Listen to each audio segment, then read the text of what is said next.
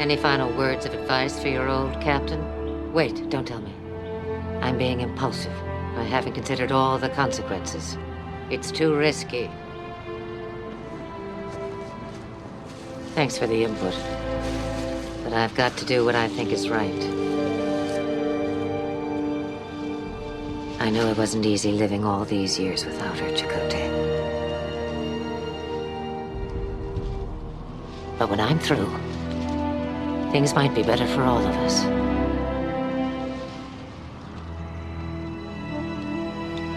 Trust me.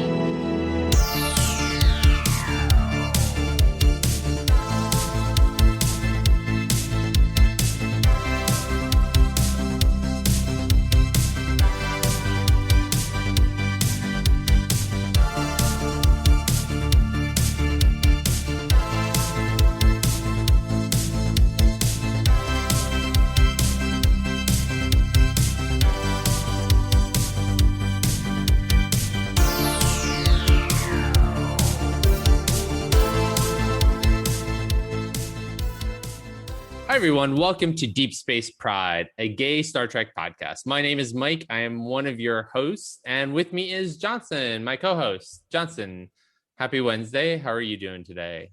Happy Wednesday. It means it's almost Thursday, which means it's almost the weekend, which means it's almost next week. So, yes, but you just admitted before we started recording that there are no real work-life boundaries. So no. Well, actually, I'm pretty good on weekends, keeping my eye off work emails. Okay. But I would say Monday to Friday, I'm like pretty on all the time. Yeah. Okay. It's all like, right. I think that's just agency life. You get used to it, you know? You just get used to like... But by 5 o'clock on Friday, it's lights out?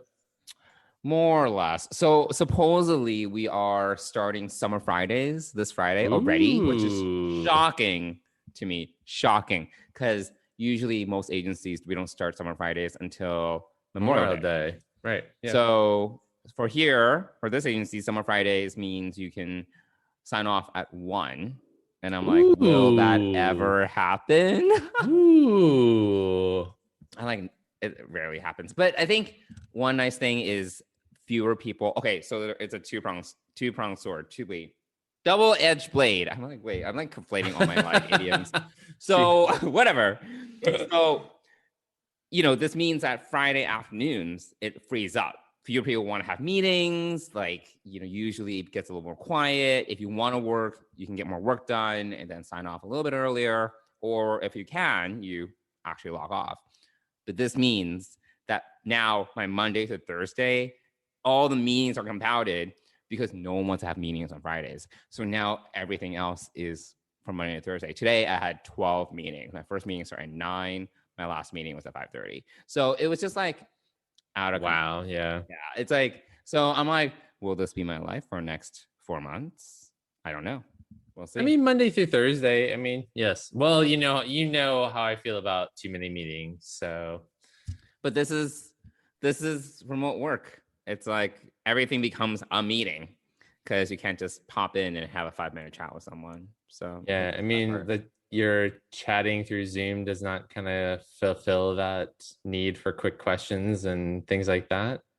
Well, now it's a matter of actually like you need to book a time because everyone is in all these back-to-back meetings. So you don't actually try to book a time. Once in a while, I'll be like, oh, can I just Zoom you? And that happens. Yep. But most of the time, that's difficult. So you got to book a meeting. And in order to block out...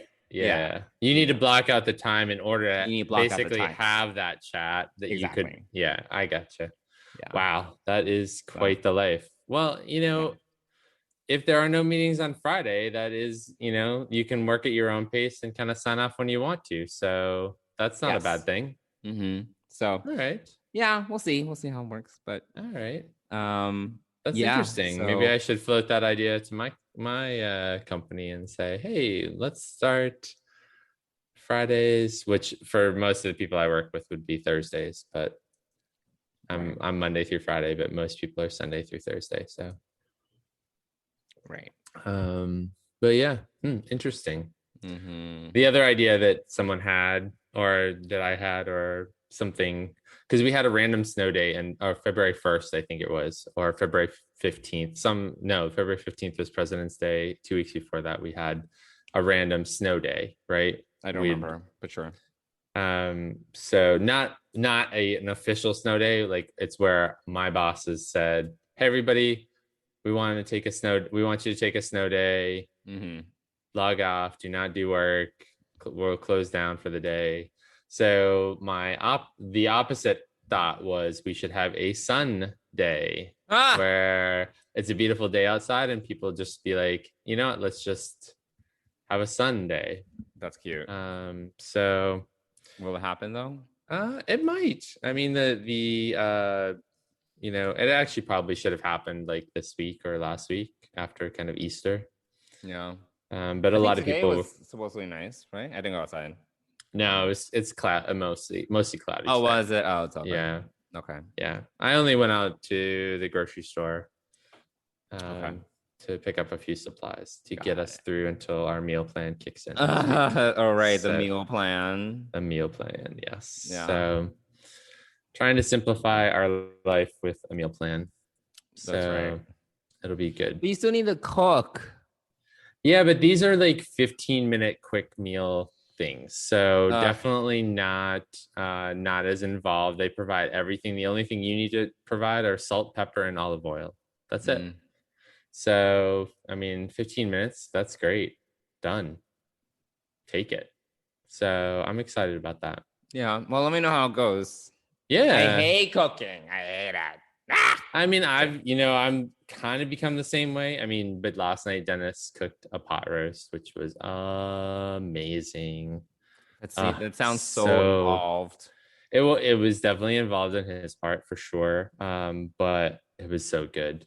Wow, just amazing. I'm dreaming about it right now. Wow. So once in a while, but he's sort of more the cook. I mean, he is definitely more the more experimental cook, or he wants to try different things. Yeah. I mean, like for me, like work kind of goes to like 7-ish, and he gets out of work at 8, and I need a little downtime, right? Or sometimes I'll go for a run or whatever, do some exercises after I get off work. And so, yeah, it's just a matter of kind of figuring out a balance between all of this stuff. So, I mean, that's the thing. I'm like, mentally, I think I have like a block when it comes to cooking, because usually after work, I'm tired. And I can't imagine. I know with the meal plan, you don't have to like prep or anything, but still I'm like, I have to like pull it out of the plastic and like put it in. But that's easy. So what we're both suffering from is decision fatigue. When you I was gonna say being dumb, but sure. No, we're not dumb. No, we're just, by the end of the day, decision fatigue is a real thing, and you just can't make up your mind. And so I face that all the time when I'm home and need to cook dinner, and I'm like, I have no idea what to cook. So this will definitely help with that, and I'm excited about it. So, and I think we'll save money, because quite honestly, like between the times that we can't decide and we do takeout, we're probably we spend a lot more than we would on a meal plan. So and then we have a couple of like other staple meals that are kind of fine, like tonight's chicken. Yeah, tonight's chicken, rotisserie chicken, and salad. Oh my God, so boring. Yes, but it's food. It's nutrition. It's fine. It's nutrition. Yeah. You should do what I did when I had COVID. Just put in a blender and just drink it. No, that's gross and disgusting. And I still have taste buds, and it would actually taste like vomit, and therefore I would vomit. Like it would taste like vomit going in and coming out. Yes. So. If it even made it in before I vomited whatever was in my stomach. But, oh my God. Yeah. So that's what's going on here. Yeah. Fine. And I'm last time we talked or on the podcast, I was kid sitting. Oh yeah. Oh my God. I survived that. So the children and the dogs. So but man, was I exhausted by Sunday night. So exhausted. Yeah. Well, the driving back and forth between New York and Boston doesn't help. Yeah, I mean, driving back was a little tough. I was getting really tired on the way down, which I stopped and got a coffee about halfway down, and at a rest stop, and they didn't have milk, first of all, which was like, I was like, what? Yeah, we're out of milk. Unacceptable. I'm like, I was like, this is Dunkin' Donuts. How can you be out of milk? I didn't even go into it. I was so tired. I was like, just put cream in it, then fine, whatever. I just need the coffee. And then I think it was still in my system because I don't usually. So it's like 3:30, maybe 4 o'clock. Okay. I don't drink coffee that late. And I think so that night when I got home and got settled and whatever, I was tossing and turning, couldn't get settled. Well, you went to bed like something like 9:30 or 10. Yeah. But I couldn't. We were chatting, and you're like, "I'm in bed already." I'm like, "All right, bye." Yeah. I mean, I was, but I was still restless, so it took me a while to kind of. I can drink coffee at like 10 p.m. and then hit the pillow and fall asleep at 1. That's insane to me. That is insane. It doesn't affect me. Wow. Yeah. Superpower. Yeah. That is a superpower for sure. But when you drink it, does it help you become more alert and get things done or whatever? I'm not sure. I just like the taste of it. Like, I'm not sure how much it does for me, to be totally honest. Yeah. You probably are immune to it then. Yeah, it doesn't. I'm not sure it does anything. Yeah. But I enjoy it, Speaking of immune, you got your first shot last weekend. Yes. So I got my first Pfizer vaccination on Saturday.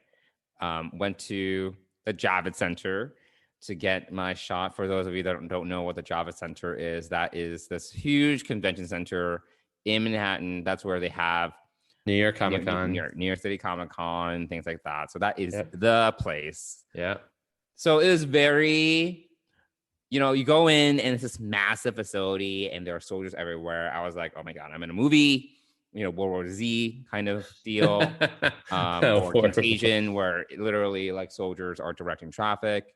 It was actually pretty organized. I was in and out, and like I think even with the 15-minute wait afterwards, like 40 minutes, it really wasn't that bad. Wow, it was pretty fast. I think all things considered, I was directed. I barely had to wait in line. It might have been shorter. There were some cute soldiers. I was a little distracted. Nice. But I was like, I said it to you, but I was like, where do you want me to go, sir? Over there behind the curtain. What? Okay, sure. It was really efficient and everyone's really nice. And I got a free water and I was like, yes, free water. I love free water. It's like the best. Anyway, in and out. My arm was a little sore on Saturday night, and then Sunday I was like dead. Oh, yeah. I was like, my body was like, this shit again, and was bang, bang, bang. And then it was like, I was like, nah, please. I had fever, chills, headache, soreness. What else? I was I was a little like nauseous. It was like everything. Whoa. Yeah. I was like, I still ate, but I was like, oh, my stomach feels a little weird. But it's fine. My cough had gone away. It came back. So now I have no way. Yeah. Oh, wow. Like, I'm like also like a little bit like phlegmy. I'm like, oh, is this normal? So it's a little annoying. But my next shot's on May 1st. And then I'm like, let that be it, please. Yeah. And then May 15th, you'll be good to go. Yeah. Hooray, medicine and cute soldiers. There you go. Speaking of phlegmy, I think spring is really here because my head is just pounding today, especially today. Really? Like sinus pressure? Yeah, sinus pressure. I even took Flonase? I did use some Flonase today, and I took a Claritin D, and still I have a sinus pressure headache. Yeah. That's unfortunate. Yeah, so I don't know. And you have your door open. I do have the door open to let some fresh air because it's I can't help it. But so you're like welcoming in the pollen. It's like, please come in, give me a headache. Come in. Yeah, that's true. Dumb. So I do have the door open, but there's only our little old pear tree back there. Oh wait, there's that big pine tree. It's out to all nature. Yeah, that's true. But I like the fresh air. It's overrated. Clearly, because you have hibernated most of the year inside of your apartment. Yeah. I haven't gone out since Saturday. You have not been outside since Saturday? Yeah. Oh, but you weren't feeling well, so that makes sense. And then then it rolled right into and then the work week started, and then so right. Yeah. I mean, I need to go out after this. I have to record this because I need to get supplies. Yeah, I mean, today you better, because tomorrow it's going to rain all day. I know. I'm not. That's actually going to start at 2 a.m. and then over. Roll all the way. Oh, man. Yuck. But it's going to be what? Oh, it's only going to be 54 tomorrow. Wow. This up and down, like, you don't know, like one day today it was 70, tomorrow it's 55. Like, that's a big difference. But anyway, we digress. Yeah, I don't know where this is going. In any case, this is our banter in beginning. Outdoors, pollen, nature, boo. Well, I guess we should probably move on to why we're here this week. Why are we here this week? What are you getting at? We're going to talk about our topic. We're going to talk about the Women of Voyager. Oh, okay. All right. I thought there was a surprise in store. No, I don't have any surprises. You don't like surprises? I think surprises are okay. Oh, okay. All right. I mean, yeah, all the first contact day announcements were of a surprise. Most of them. I was like, that's true. Yeah. That is true. Actually, yeah, all of that was a surprise. They went all out for that. Mm-hmm. They did. They are keeping Strange New Worlds under wraps, though. I know.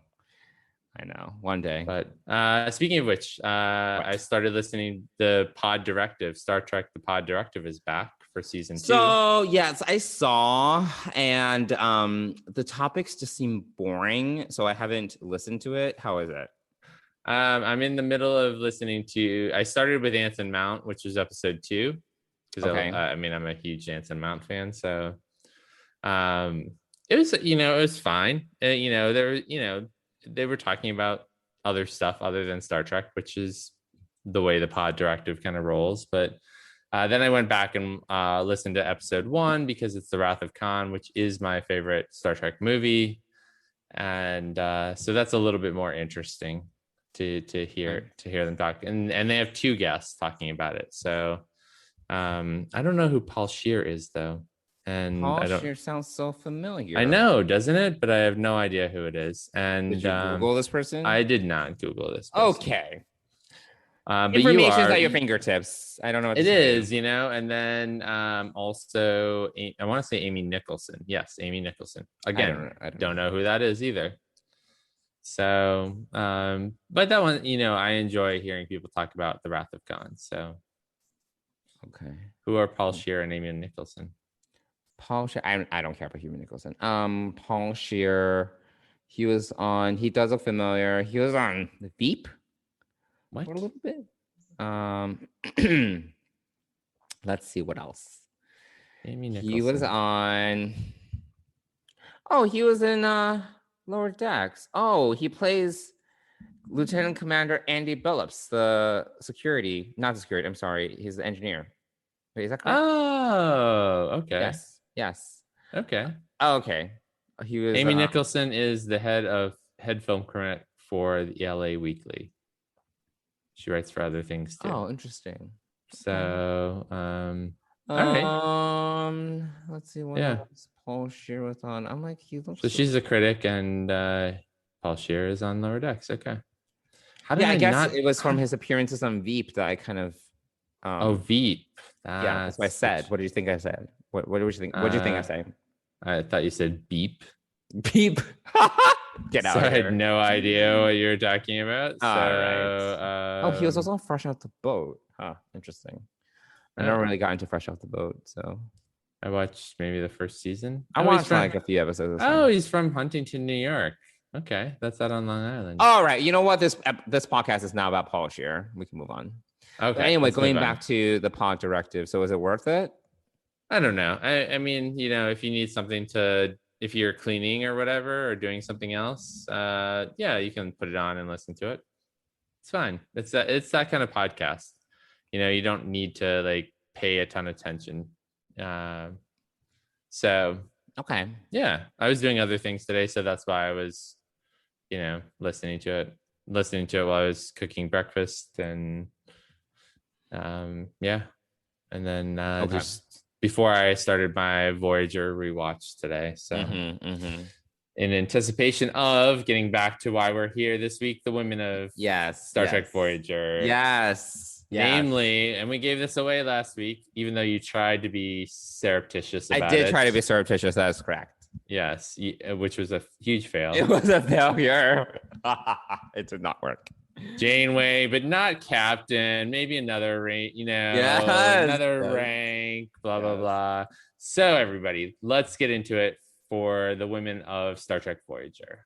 When your captain first approached us, we suspected that an agreement with humans would prove impossible to maintain. You are erratic, conflicted, disorganized. Every decision is debated, every action questioned. Every individual entitled to their own small opinion. You lack harmony, cohesion, greatness. It will be your undoing.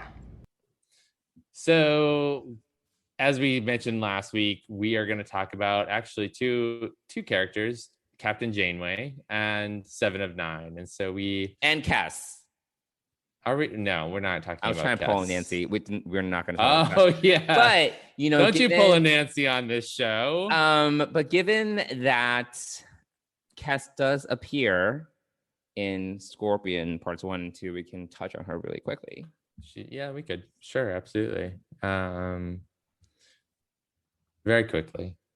Cass was there. Great. Yeah, thanks. She was present. But yes. So we're gonna talk about Scorpions part 1 and 2, and then we're gonna head to the end of the series and talk about Endgame, which I really enjoyed. I really enjoyed it. But I don't know that we decided who's talking about. I think we're just gonna have a general discussion about Janeway and 7. Yeah, I was thinking, unlike our previous TNG and DS9 discussions, we would kind of have just a general discussion, because of the two, I don't necessarily have like a quote unquote favorite. No. That I align myself with in any particular way or associate with in any particular way. So I think that we can just kind of keep it high level. Yeah, absolutely. I don't know if we necessarily need to even stick to just Scorpion. Yeah, sure. Yeah. I mean, obviously, B'Elanna has a big part in... Those are good framing episodes, though. Yeah. It's the beginning and the end of... the whole Borg arc. The whole 7 Borg arc, yes. Yeah. Yep. So let's start with Janeway. So Janeway and Scorpion is... and I've said this before, I feel like Janeway is the steadfast character of Voyager throughout the series. She has remained the same. I think in this episode, and specifically in part 2, when she's injured and she's talking to Chakotay before the doctor does his operation on her, this is still a character who is very much haunted by her decision in the pilot, which was to strand her crew in the Delta Quadrant. So I think everything about this character is all about getting her crew home. And this comes up... and doing some discovery on the way. Yeah. I think that is, like the thing is, like, because we faced this decision in Endgame. This is the thing. So because this is brought up specifically, it's like, do you want to do this again, right? Admiral Janeway asked younger Janeway, do you want to make the same mistake again? And this is coming from an older and more jaded Janeway. And Janeway... wiser. Yeah, I don't know about that. I mean, maybe in some ways more knowledgeable, but I think that she's jaded. I think she's presented as this more jaded character because the whole thing is younger Janeway is the one to remind her of how idealistic she once was. So older Janeway presents younger Janeway with this dilemma. Like, do you want to do this again to your crew? Do you want to keep them for another, was it like 19 years? 16 years. How many years? What, 23 years in the Delta? 23 years, and then okay. So this Endgame starts out 10 years after their return, which is 33 years. Yes. Okay. Correct. So do you want to do this again? And younger Janeway is not if it means that we can deal this kind of blow to the Borg / kind of making a similar decision. She does get the crew to sign on, at least the senior staff. But this, I think that it's in some ways what happens in Endgame is like a redemption of what happened, like in that regret. But then it's at the same time, I think it's also saying that she would do this again. If she was presented with this choice, she would do it again because she would never be able to live with turning her back on the Ocampa like that. So I think that was I think that's in my mind, that's like kind of what it said to me. But yes, I do agree. I think that there is this arc that pops up once in a while. That with her guilt, with her guilt. Regret. Her guilt and regret. Yeah, absolutely. And yeah, I think in Endgame, you do get to see. I feel like she's got her wits about her. I don't think that she hasn't lost her mind. She isn't crazy. She's really thought out this plan. Janeway? Yeah, Jane. Oh, no, Admiral I don't Janeway think she's crazy. Yeah, no. She's thought this out. I mean, she knew all of she needed information from Reg. She needed drugs from the doctor. Yeah, she needed this timepiece that Ensign Paris got her. Like they were like she's been planning this for a while, and right. So but it comes back to that fact that there were some people who were lost along the way, specifically 7 of 9. Who basically left a very heartbroken Chakotay afterwards. And I thought it was really kind of... And Tuvok, right? Yes, Tuvok needs a mind meld to get better. And from his family or from his family group, something along that lines. Yeah, I was like, sure. But I really like the scene where she goes to Chakotay's grave and, says all the things that Chakotay would say to her. Like it's too risky. It's, all of these things. I thought that was really, really a great little scene that she did, but she wants her crew to be happy. She wants her crew to be safe. Right. And, I think that also drives her is her devotion to her crew and her promise to get them home. And even though in that timeline, she did get them home in 23 years, she still regrets obviously all the people that were lost along the way. So but I think going back to Scorpion for a few minutes, one of the things that is very clear is the tonal shift between her relationship with Chakotay during that 2-parter, right? So she says that this is the best way. And so they start out in the early parts of part 1 that, they're going to do this together. They'll get through Borg space together as a team. We're in this together. And by the end of it, by the end of that episode, and she's gone over to the Borg ship, they've had their disagreement. She feels like she's alone. She's now like this is her unilateral decision. Yeah, she's doing this now. So I think that's the struggle that she had throughout the show, though, was this idea that the ship has become a family, but also she's still the grand matriarch, the one who has to make all of these decisions. Right. Yeah. She's the captain. Yeah, she's the captain. Yes, of course. I'm not saying that she's not the captain, but she has realized to some extent that the buck stops with her. And even if her crew doesn't agree with her, she still needs to go forward with and do what she thinks is best. Yeah. And I think that in Scorpion Part 2, that conversation, once she finds out that Chakotay has burned the Borg bridge, so to speak, and done all that, she's displeased. displeased is severely undercutting her her anger. I think.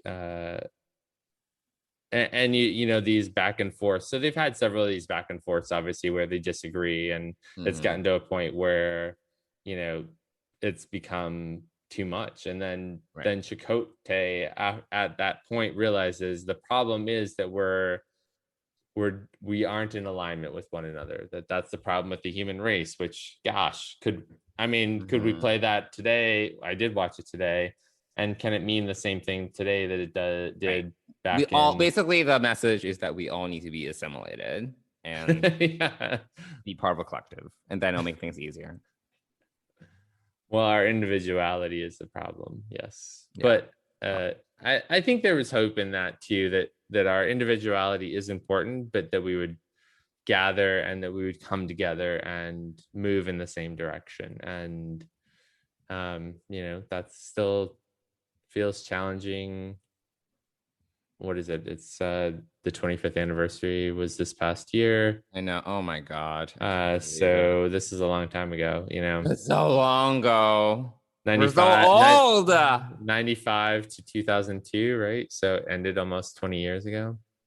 We're very old. 2003. So yeah. Dead. Yes. Getting there. But 18 years later, we're still this mass of contradictions and disagreements. I don't think it's ever going to change. I mean, no, I don't. Episode, I guess it was like, yeah, maybe it'll change if we had like individuality. Well, I don't think it's ever going to be like TNG where everyone's like happy and homogenous. But yeah, no, it's going to be more like DS9 or something. Yeah. Unless we do take a right turn and do the whole Independence Day, you know, the aliens come and invade and blow us up, and then we have to come together and fight them. Oh my God, sure. But that actually came up in the pod directive. It's actually that there's some interesting points now that we're talking about this a little bit. There's some interesting points that the guy, I forget his name, who's the head of METI, not SETI, it's METI. Okay. And Anson is on the board of this group. So he's on. So there is that connection. But it's basically sending out specific messages to extraterrestrials out there, like intentional messages. So like what are they saying? I don't know if they went into it. It's completely left my mind, but okay. Very compelling, apparently. I mean, it's interesting because they do talk about what it would be like if aliens did come now or in the future. So I mean, yeah, we have two thoughts, right? They'll destroy us or they'll lie to us, and like it's an interesting enough. I would say that is actually an interesting enough connection to a reason to watch, the reason to listen to that episode. And they do talk about the theory that space is so freaking large, and we've only been sending out signals, including radio signals, for like 100 years, which is going to take forever to transmit throughout the universe or whatever. So no one's coming out like 100 light years. Yeah, I mean, no one's gonna come and check us out. So anyway, yeah. Back to Janeway. So I think that Janeway is, she's kind of severe. Once they have that disagreement early in Scorpion 2, she's very like, nope, these are my orders. These are my orders. Yeah, she's, she is very stern. Stern. And I was kind of, looking back on it and even thinking about it now, Chakotay had some balls to really like do what he thought instead of following the captain's orders. So, but again, like we talked off camera before we started recording, it's episode of the week and they're back to being fine the next week. So there's no real carryover. So, well, I do think they kind of more or less reconcile by the end. But definitely by the next episode, everything's fine and dandy. what did you think about the various standoffs between 7 of 9 and the captain, and then 7 of 9 Chakotay? Okay, so, well, first of all, are we still kind of focusing on Janeway, or transitioning 7-9, or we're talking about Janeway and 7-9? Whatever. We're talking about both, and I was kind of thinking, well, I'm kind of, since we're talking about Scorpion, that's what I was kind of focusing on. It's just kind of the arc within Scorpion of Janeway and 7. I mean, the thing is, like, 7 is not really a character yet in Scorpion. I mean, she represents the Borg Collective. There's a little bit of personality, like just a little bit, but for the most part, it doesn't start to come out until a little bit later on in season 4. So, I thought that the interactions between them were interesting. The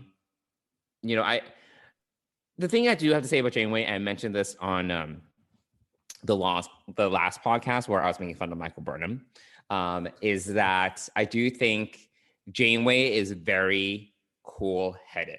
You can give her any situation, and she approaches it very like, okay, here's what we're gonna do. She's a scientist. She's analytical. Well, so is Michael Burnham. Let's not forget, she was raised on fucking Vulcan. All right, but her emotions are all over the place. She lets her emotions control her. She's worse than Spock. Anyway, tell us how you really feel, please. Meanwhile, Janeway is cool as a cucumber. She, really, you can throw a Borg cube at her. She's like, all right, here's what we're going to do, So I think that even in this episode, I think is a really good example of her. She's just very tactical. She's very, in terms of the way that she approaches situations, crises, whether they be scientific or diplomatic. She's kind of boring in that way. Like we can say the same thing about Picard, I think. He's just like, he doesn't get too emotional. Like rarely do we see him emotional, at least in TNG. Obviously, he's a little bit different, older in Picard.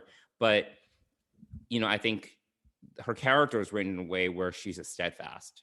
And here, like, she sticks for her. The thing about Janeway is that she sticks with her guns. She knows what she wants, and it's not to say that she doesn't make mistakes and she doesn't recognize her mistakes, but I think that the thing that is respectable about her is that she is able to commit to her decisions and play it out. And I think that she's a great character in that way, and think that's why she's also been very inspirational to a lot of people. A lot of people who honestly grew up with Voyager. Like, we didn't grow up with Voyager, but a lot of people did. Yeah. Really found Janeway as an inspiration. Like, these random people are big Janeway fans. Like, AOC is a huge Janeway fan, I found out. I was like, okay. Like things like that. Like, just found her character as a source for what they wanted to do, to be a leader or to be a scientist, and again, we didn't grow up with that show, so I think it's different for us.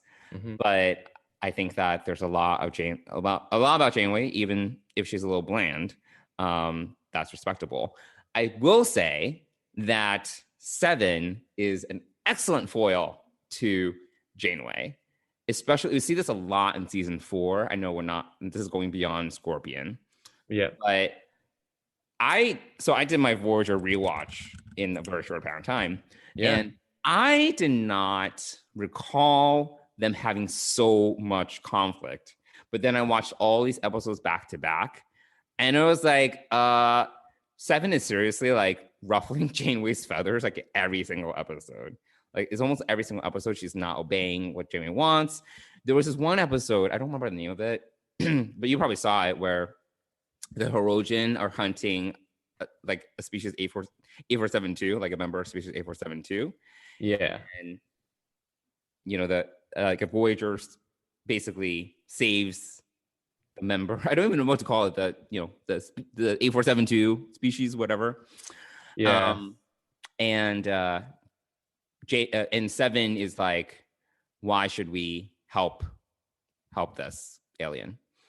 And Janeway does this whole very, very standard Janeway speech. You know, she was like talking about something that basically she experienced when she was like, I think in the academy, and they were facing off against some Cardassians or something like that. It was during the Cardassian War. And basically they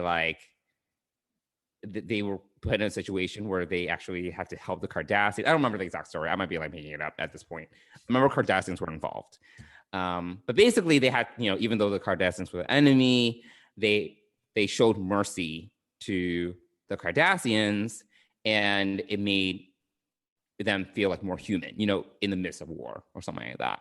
So I think the lesson that Jamie was trying to articulate to Seven was like, one way to experience with humanity is to show mercy to a being that would be your enemy, in this case species 8472.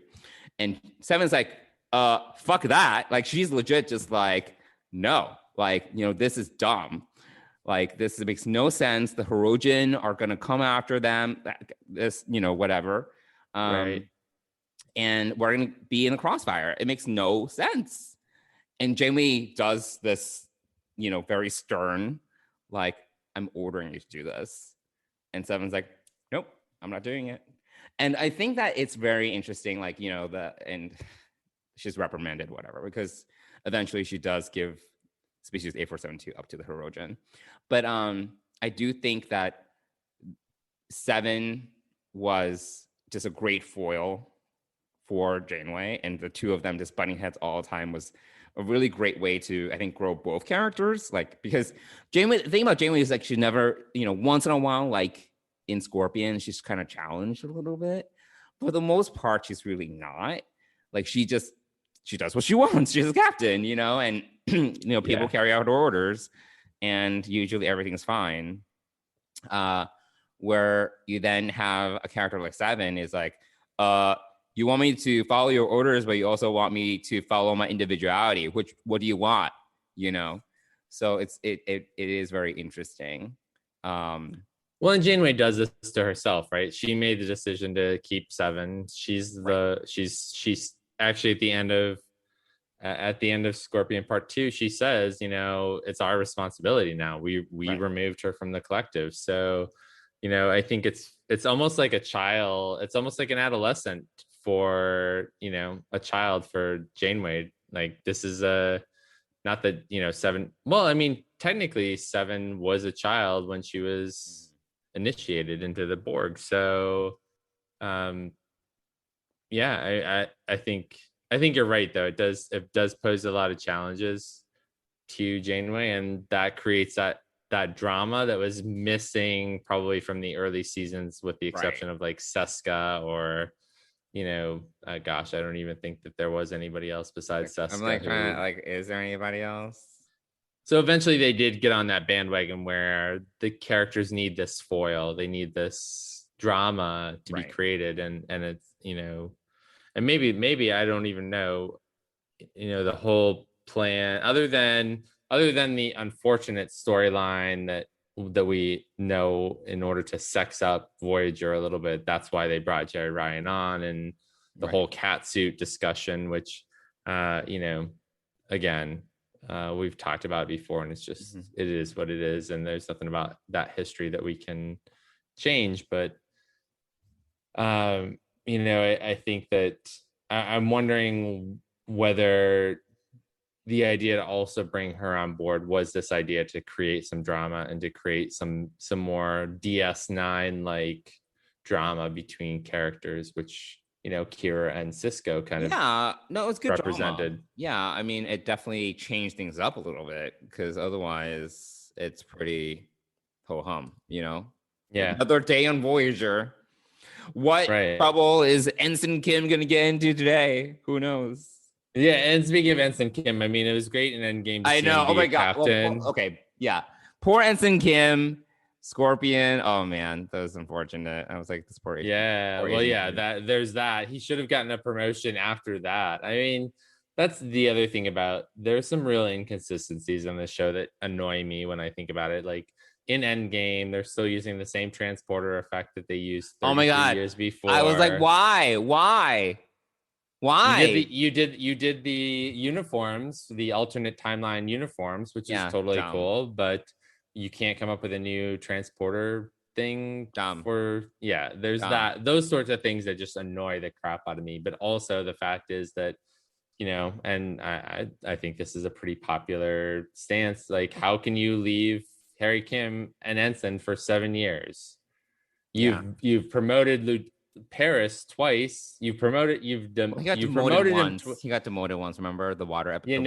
He can't. Yes, he came. But then he got restored to lieutenant. And nothing for Harry this whole time. So I don't know. These are the irritations of Voyager for me. Some of the inconsistencies.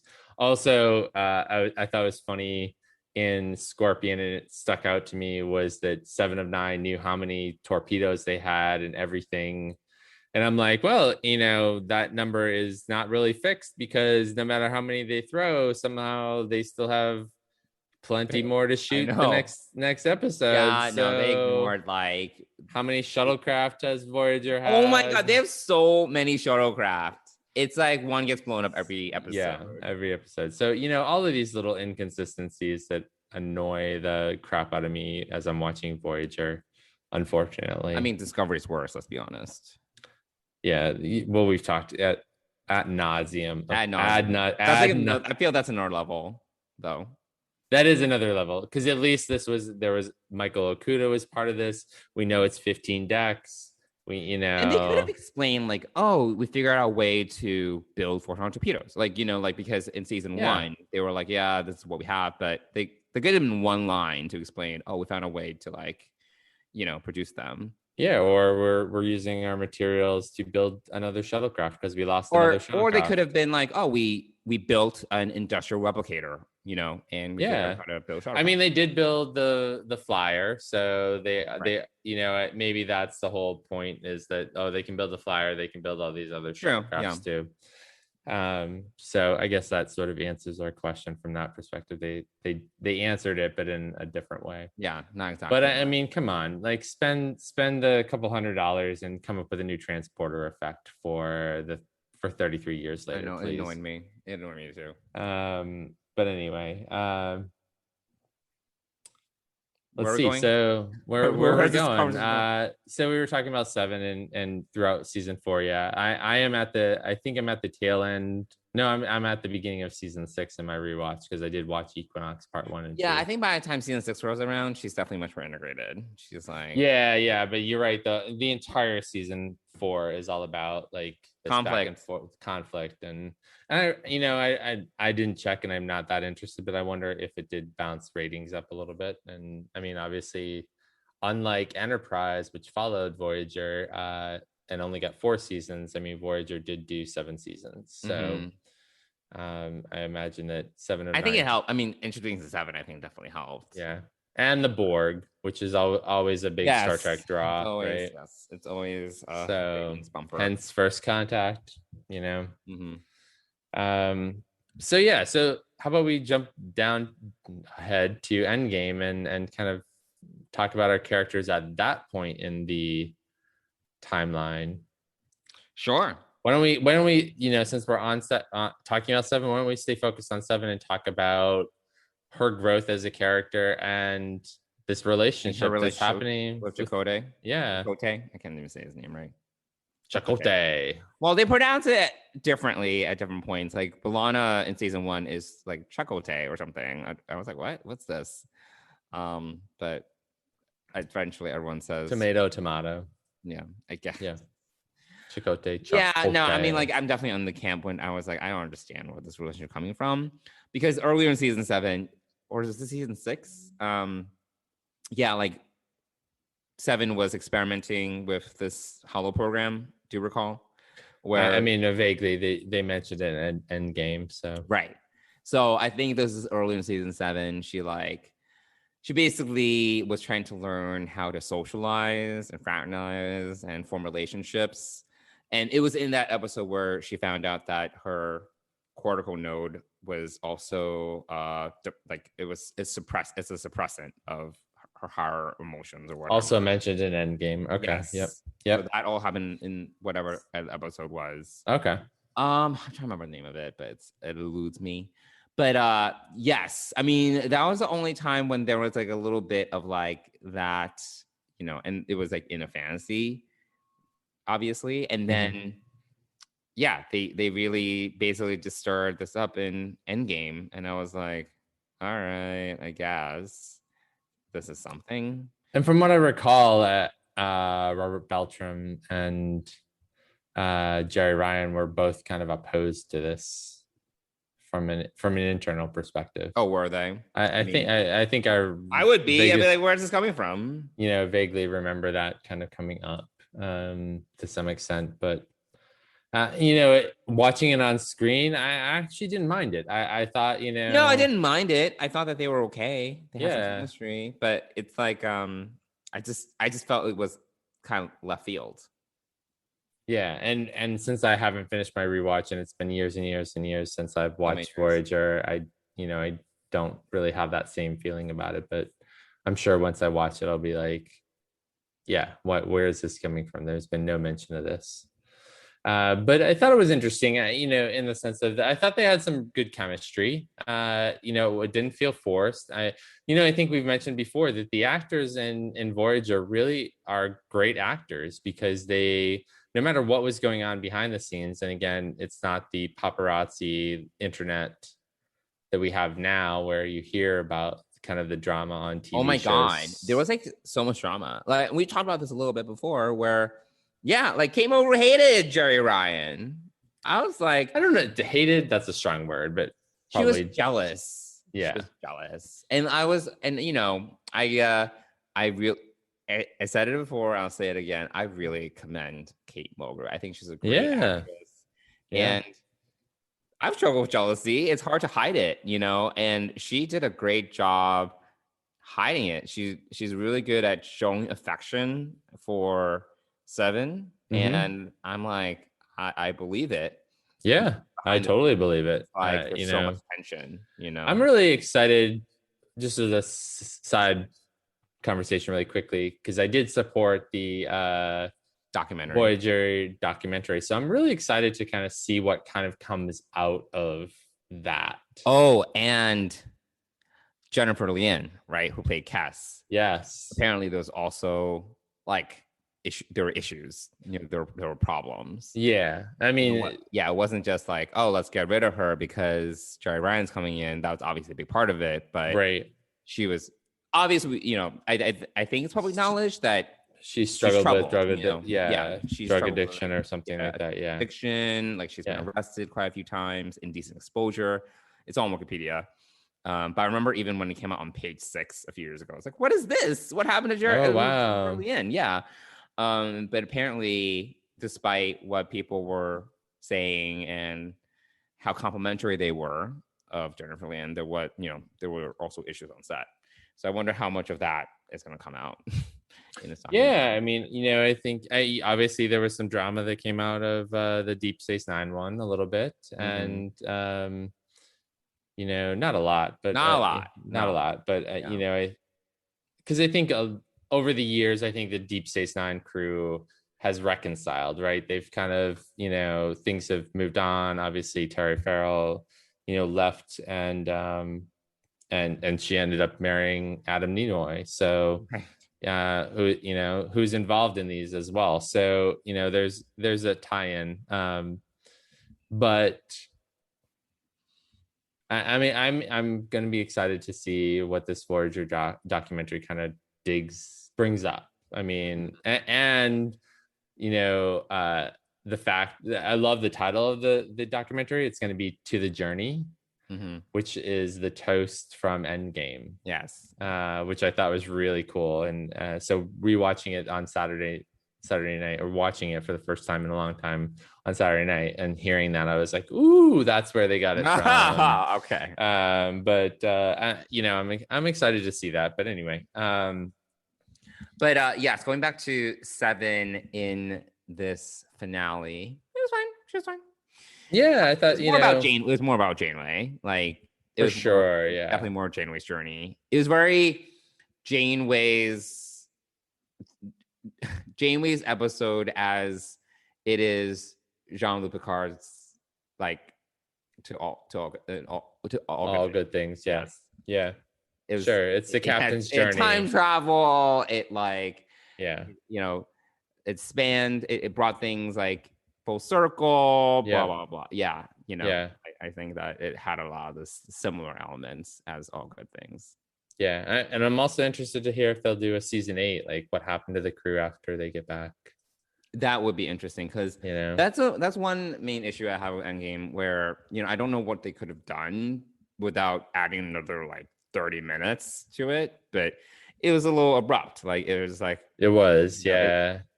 felt abrupt. It's like it didn't have the, I don't feel that there was the it didn't have like this epilogue that it could have in some ways.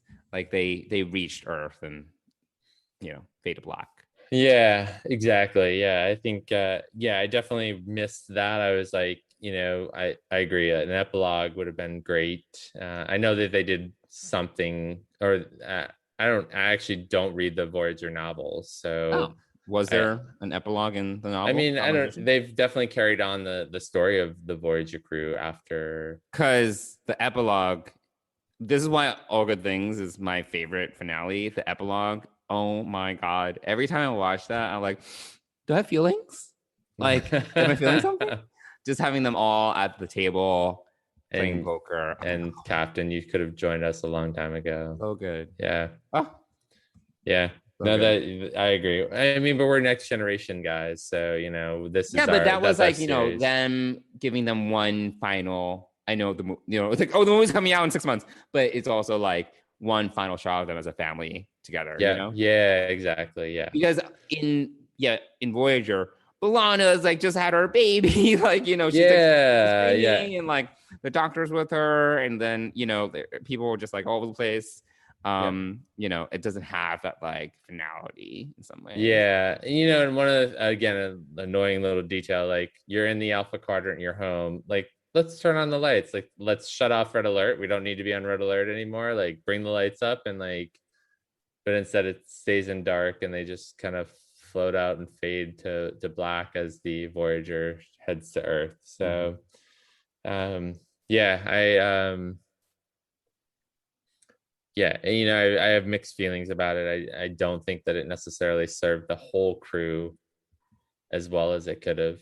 And I think an epilogue or something after the fact would have been really nice to see, you know, 1 year later, or, you know, even, you know, 1 month later or something where we just kind of get that. But like I said, that's like another, like that might be like another 30 minutes, like, you know. Yeah, but it did feel rushed, right? You know, this is a case of, you know, Deep Space Nine had 6 episodes or whatever to kind of wrap. It was 10 episodes. Oh, was it 10? Yeah, 10 episode arc. It was like to kind of, you know, where I think, and again, we've talked about this before, you know, the producers were very reticent about doing anything like that on Voyager.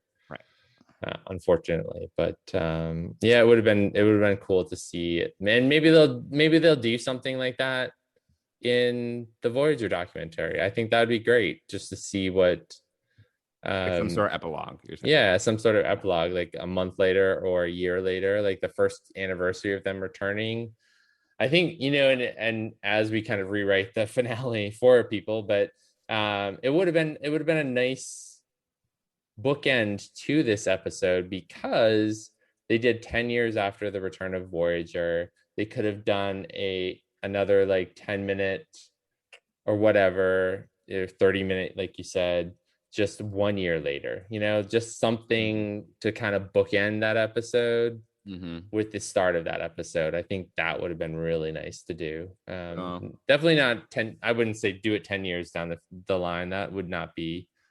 But I think a year later would have been nice to see, like, a year later, like Carrie's like lieutenant commander or something, or commander, or, you know, something along those lines. You know, it just would have been kind of nice to see, because you do kind of get an idea of what they were in the alternate timeline, right?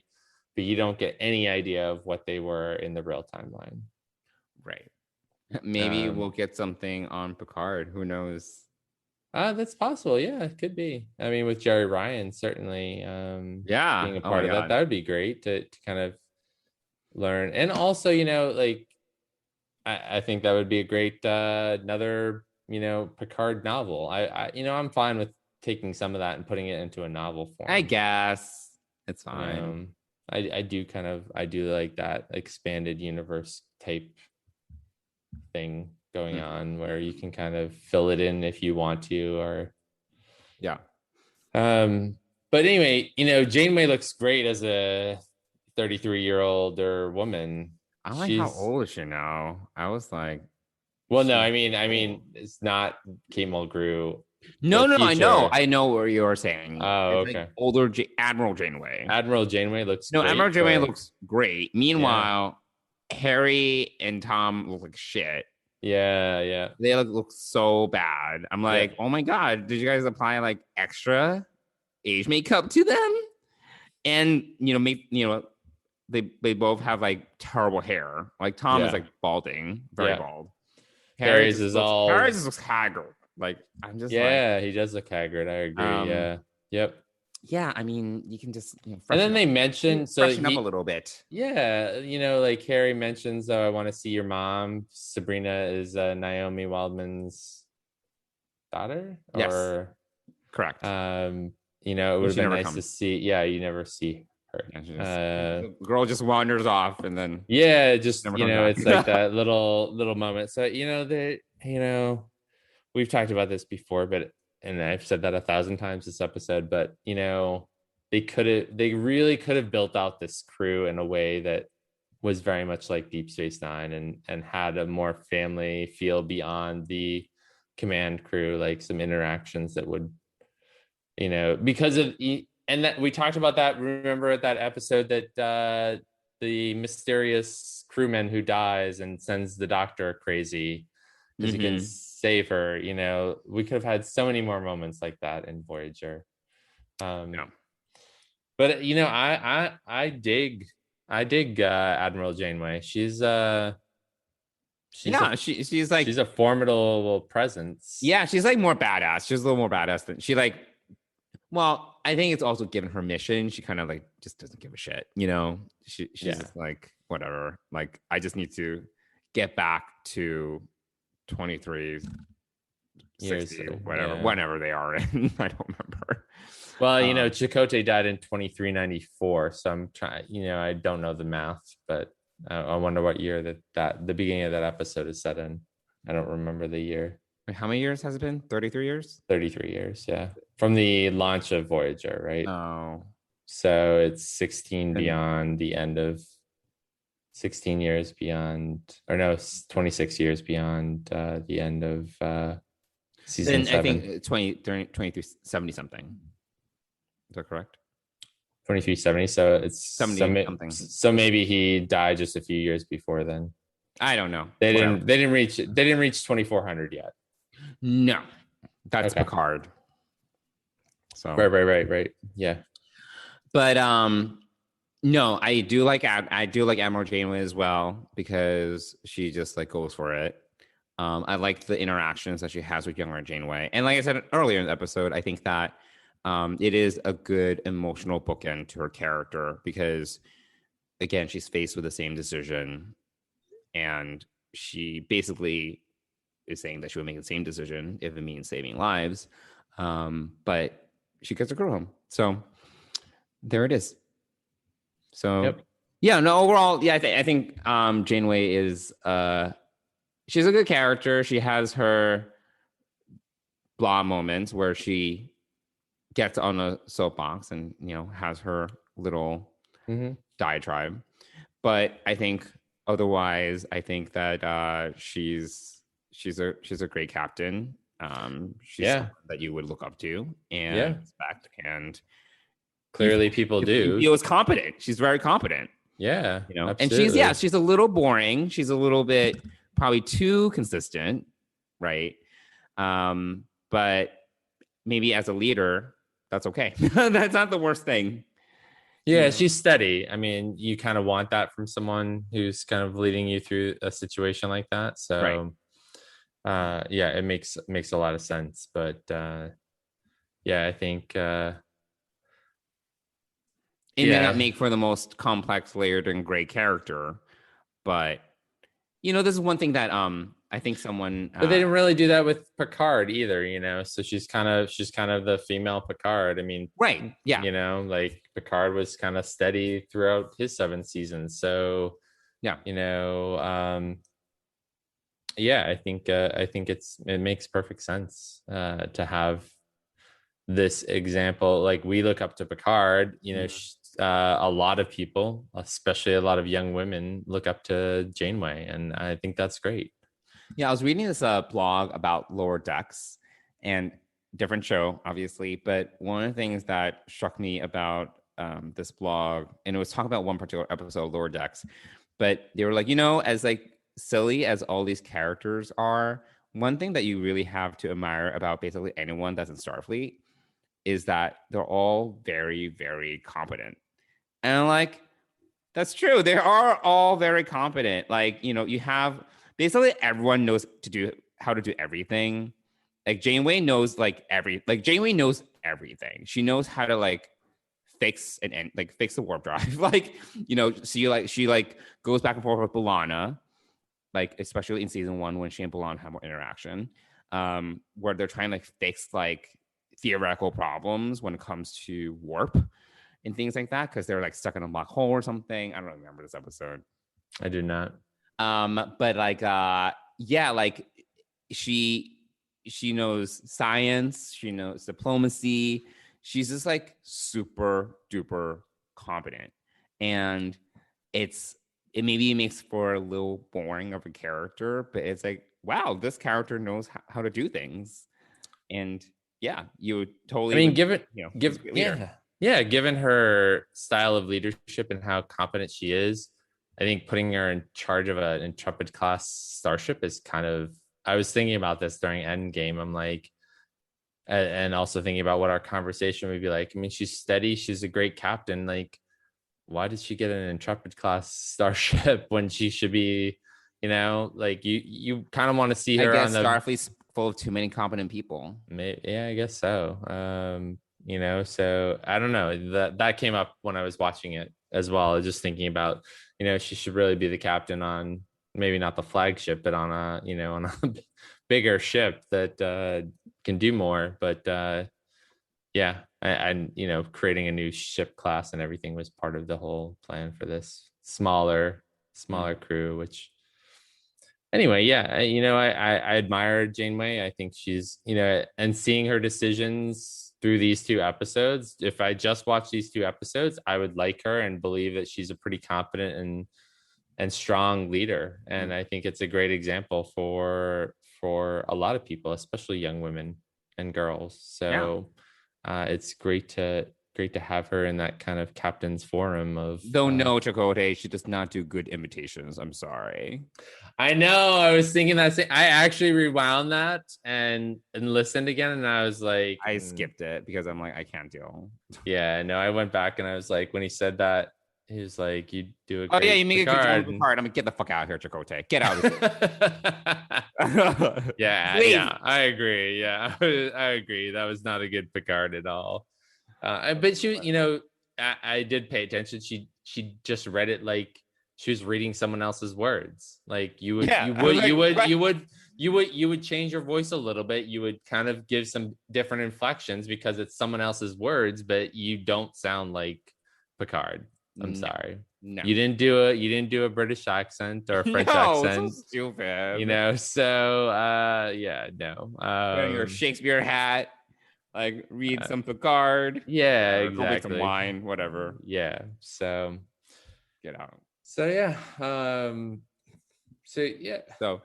Have we? So we talked about Janeway. We kind of talked about 7. Yeah, but we can talk more about 7. I mean, I don't. Is there more to say about 7? I don't really have a lot to say about 7. I mean, 7. So we talked about this in the past, but 7 is, along with the Doctor, because just simply gets the biggest character arcs. Yes, they are. They get the biggest character arcs. Yes. Sorry, it's So absolutely. But you know what? It's because they're both like Data. They're basically both like discovering how to be more human. Yeah. Like the Doctor going from like just an emergency medical hologram to being a member of the crew. Yep. Earning his rights, whatever. I think that was the flaw in Voyager, though, is that they didn't really parse out and plan out the characters' kind of development. I know, poor Cass and poor Neelix. I mean, yeah. Actually, poor everyone. Poor everyone. I'm like, Tom Paris doesn't really have that much change. I mean, he does marry B'Elanna, but B'Elanna has some development in season 1 because she goes from this really, really angry Klingon to a very competent Starfleet engineer. And then she has moments of like Klingon-ness pop up once in a while, like dead or something, whatever. Yeah. But like otherwise she stays flat for the rest of the show. Yeah. I mean, it's definitely Harry, stasis forever. He's like, I miss my parents. Like, I'm like, oh my God. Yeah, exactly. Yes, we know you miss your parents. Chakotay, I still, like I said this before, I would have shipped Chakotay and Janeway. They had great. Oh yes, yeah. But that went nowhere. I don't know how that. I was thinking about that too. I just don't know how that would work, and it's too complicated. And that's why I was actually okay in Endgame seeing Seven and Chakotay get together, because that that sort of made some sense to me. Right. But obviously it wasn't agreed upon with the actors, or it was kind of thrown in there, as you said. So. I mean, Tom and B'Elanna get together. Harry's still an ensign. I mean, still single. Yeah, like doesn't. Yeah. There's just so many things that, even if they slightly serialize the show,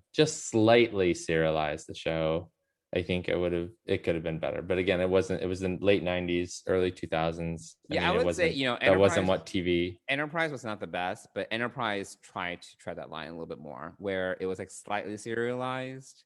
So you had more character moments carry over from episode to episode, and they would reference more things like, oh, 2 episodes ago, 3 episodes ago, this happened, or an injury would actually carry over from episode to episode. So they did a little more of that. Yeah. Not as serialized as DS9, but we can talk about Enterprise next week. Sure, we can talk about Enterprise next week. I did my Enterprise rewatch. Did you? The difference between you and I is that I don't sit down and binge shows. Well, you know what? Rarely do I do. I don't. So what's that? I said you have a boyfriend. I don't. I have a fish tank. You do. You're right. Yeah, I have an aquarium. I mean, yes, I could see if I did not have a significant other, I would probably binge have more time TV, on your hands. That's more time on my hand. Yeah, that's true. Understandable. Well, again, let's fix that situation, dear audience. Matchmaker recommendations, please. Game matchmaker recommendations, if you please. And are we done talking about 7 and 9? I mean, I'm moving on. I'm trying to think if there's anything else. I mean, I don't think we need to. We're already at an hour plus. Are we? Yeah, we are. So I think. Oh. Well, you know what? It's different, but I'm glad that we see 7 in Picard. It's a very different 7. Yeah, I love her in this. I love her in this. She obviously has expanded upon her definition of sexuality. It's not just, Chakotay. It's like, I don't know, she's like pansexual, bisexual, any label. I don't even know what it is, but she and Rafi, we'll see how that expands in season 2. Season 2, yeah. But they made her like a little grittier, Icheb, poor Icheb, whatever. You're like, everyone's like, whatever about Icheb. Everyone's whatever. Because there are stories about that guy. Everyone, I don't even want to talk about Wait, what are you talking about? Oh, you should do a rabbit hole search on that guy. The actor? Yes. Icheb? Yes. What? There's a reason why he was not in Picard. What? I don't remember all of them, so all of the reasons but he's creepy. Oh, yeah. So anyway, I didn't know that. Yeah, do some research and we can chat about it. Do you need me to go on like Reddit or can I just go to Wikipedia? Oh, I don't know. Probably Wikipedia would do just fine. Okay. That will lead you. Wikipedia will lead you down the rabbit hole, I think, and then you can do other searches. I had no idea. Yeah. So there's no love lost there, and again. Oh, interesting. Oh wow. Yeah. Okay. So I'm excited to see more of Seven in Picard. I would love to see Janeway come into it as a cameo or something in Picard. That would be great. Yes. So I was about to go down the list of like people I wanted in Picard, but that would take us away from Voyager. I'll take anyone. That would take us away from talking about Voyager, but I'm excited for the development that we'll hopefully get to see of Seven as this second season of Picard kind of rolls out, and who knows, because I think that we kind of have an idea that Picard is a fixed length of time, and maybe something in this Picard universe will kind of come out, and the new show will kind of spawn out of that. I just thought of a great dream matchup would be Michelle Yeoh and Jerry Ryan in the 25th century, kicking ass and taking names. So, I'm excited to see more of Jerry Ryan in Picard for sure. And I would love Jerry Ryan. Yes, I am excited to see more of her. I think that she's a great actress. I think that it is unfortunate that she had to wear a catsuit for 4 seasons. And it looked very uncomfortable. Yes, it's just like, how do you breathe in that thing? But she did the best she could with that character. I think that she did a great job. So kudos to her. It wasn't just she had 4 seasons of good drama. I mean, really, it was like, she's a good actress. She's a good actress and she's beautiful. No complaints about that. But definitely how they utilized her as a sex object in order to sex up Voyager was really unfortunate. But the 90s, I don't really miss it, but there it is. I guess I'm like, do I miss any decade? I don't know. Yeah, I don't really either. Okay. All right. Well, cool. I guess that wraps it up for our Voyager talk, which is a little bit scattered, but whatever. Yeah, we're all over the place. Wait, so are we gonna do Enterprise next episode? I guess you put it out there, so we didn't talk about this before the show. We did not. So this is very impromptu. So I'm gonna put this on your lap, and you're gonna tell me what episodes to watch. I can do that. And we have T'Pol and Hoshisato. Poor Hoshisato. Oh, see, there we go. Another episode than like 4. I think there's a good Vulcan arc we could talk about in Enterprise with T'Pol. It's 3 episodes. It's like the Forge or something. So we could talk about that. Sure. No, there are some really good Vulcan episodes. There are some great T'Pol episodes, actually. I'm trying to think if there are any good Hoshi episodes. That would be a struggle, but that would be a struggle. Well, we can lament just like we do about Harry Kim about Hoshisato. Yeah, Hoshisato and Mayweather. I don't even remember his first name. Yeah, I did. And you just watched this. I don't have this at the top of my tongue because it's been a long time since I've watched Enterprise. So no, Travis Mayweather. Yes, thank you. There we go. Thank God, one of us remembered. And then the whole read alert thing, and oh gosh, like come on. Well, that was play for jokes. It was play for jokes. Bad jokes, dad jokes. It was when it was one of those episodes where everyone on the crew was going crazy. Oh, okay. Yeah. All right. Well, all right. So we will. All right, next episode, we're going to talk about T'Pol and maybe Hoshi. But we'll talk about Enterprise. We'll do some. I'll do some. Talk about. There'll be more material to talk about Cass than Hoshi. Oh no! Let's not do that though. Let's not go crazy here. I liked Cass. She was just it was fine. It wasn't a very exciting character. I mean, it wasn't the most exciting character, no, but I feel like they didn't do her justice. And then I feel that I don't disagree with you about the doing her justice thing. Don't disagree at all. I think that, and then they anyway. Yeah. I mean,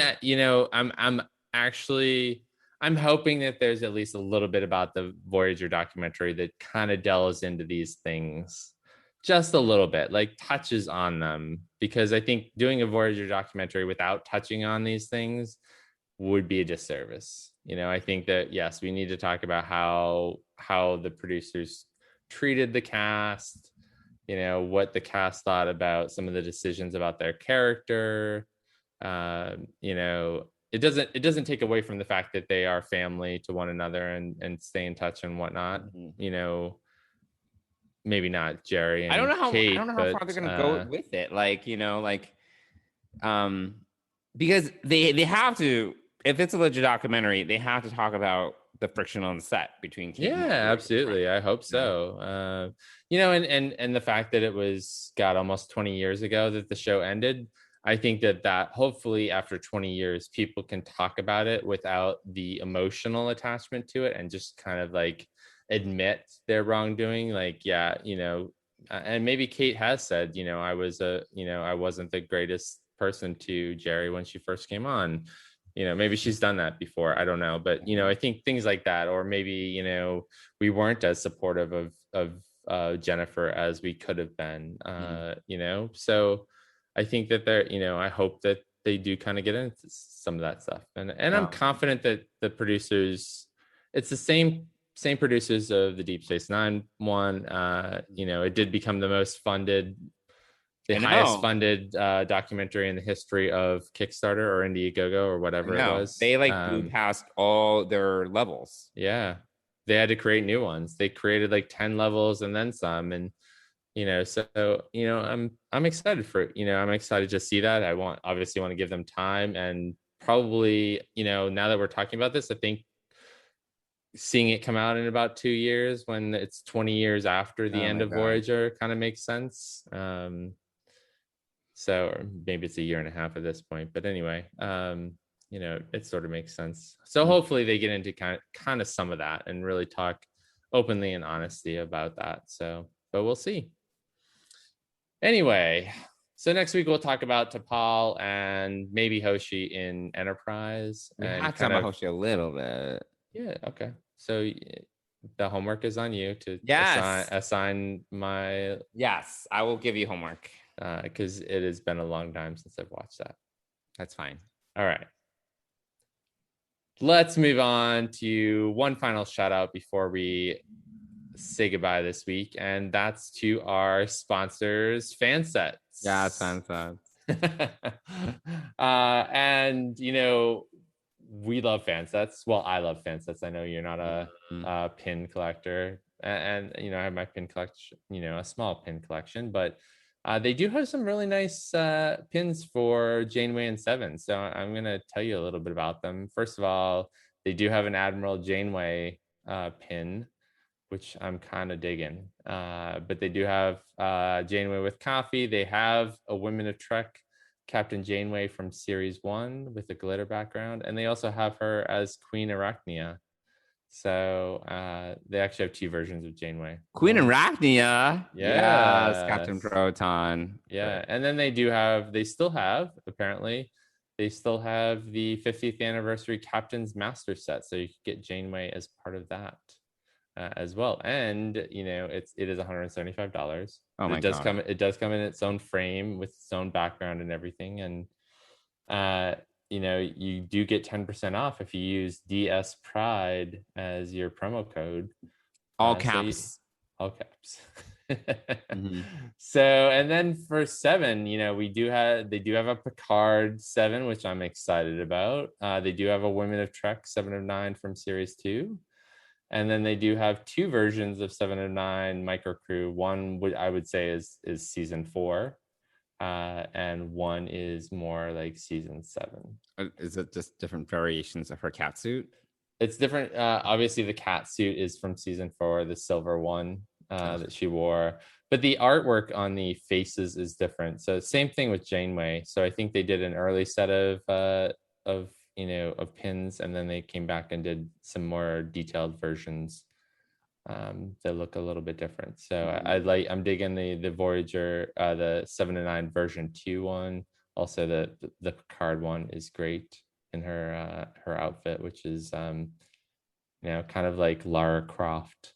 Yeah, it's like leather jacket. Yeah.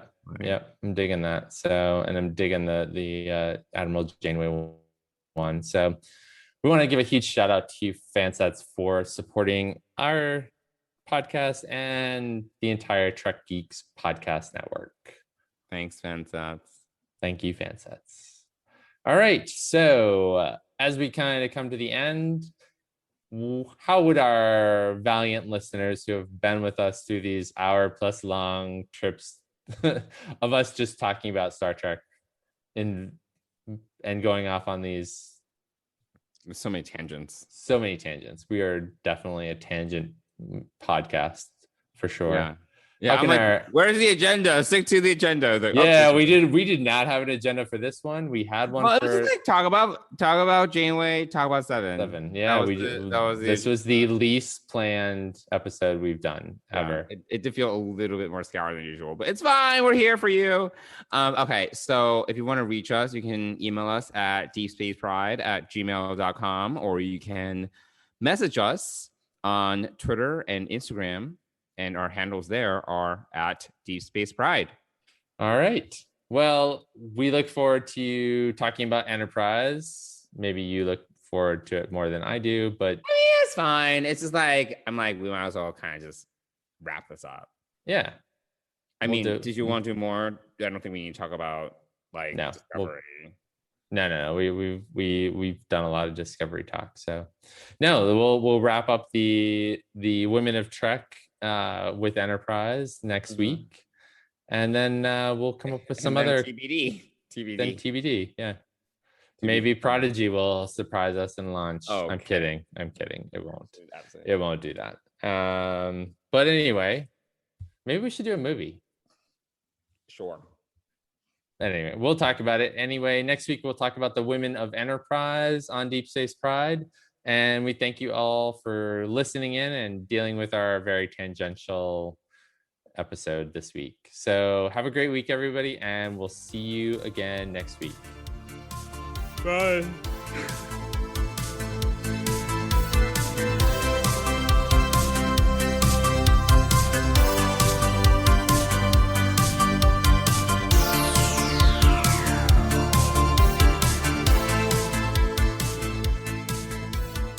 Deep Space Pride is a production of Coconut Media Works. Executive producers Bill Smith and Dan Davidson. For more great Star Trek discussion, discover the other shows of the Trek Geeks podcast network at trekgeeks.com, or find us in Apple Podcasts, Spotify, or your favorite podcast app.